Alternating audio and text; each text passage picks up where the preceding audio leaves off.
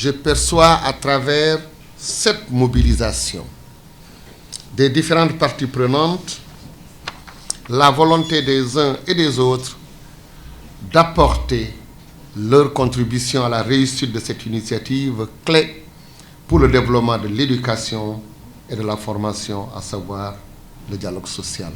Rejetant et éliminant sous toutes ses formes, comme vous l'avez si bien dit tout à l'heure, l'injustice, les inégalités et les discriminations. Je suis donc convaincu que pour atteindre les meilleurs résultats en termes de développement du capital humain, il faudrait mobiliser toutes les compétences, toutes les forces vives du secteur de l'éducation et de la formation. Cette amélioration qualitative des ressources humaines ne pourra donc être harmonieuse que si tous les membres de la société, hommes et femmes, ont les mêmes chances d'accéder à l'enseignement et à l'éducation, à la formation, à l'emploi, en un mot aux retombées du développement.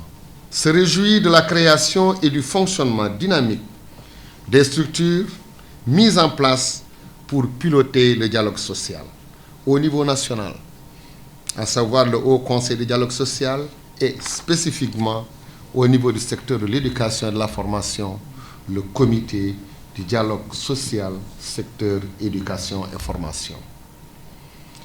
C'est ce qui justifie l'intérêt que je porte à ces structures, qui ne cessent de démontrer la pertinence, l'efficacité du dialogue social, qui, pour moi, est un impératif au développement des compétences techniques et professionnelles et à l'accroissement de l'accès à nos structures de formation. Le dialogue social n'aura donc de sens que si toutes les parties intéressées préservent cette culture de consensus en privilégiant les négociations, les concertations, les consultations allant dans le sens de la reconnaissance des droits fondamentaux des personnes, ouvrant la marche vers une démocratie éclairée. Il est impératif que nous puissions mettre des cadres de dialogue dans les secteurs clés, identifiés comme ayant véritablement un impact sur l'atteinte des objectifs du PSE. Et il est heureux aujourd'hui d'avoir la présence des partenaires sociaux, du secteur privé et du gouvernement, parce que le dialogue social est tripartite ou bipartite. En l'espèce, il est tripartite et nous nous en félicitons. Et ce qu'il faut noter également, ce sont les acquis engrangés par le Sénégal dans le dialogue social. Les élections de représentativité. Leur impact aujourd'hui est très important parce que cela nous a permis de connaître les syndicats les plus représentatifs. Parce que pour un dialogue social de qualité, il faut également des acteurs identifiés et représentatifs.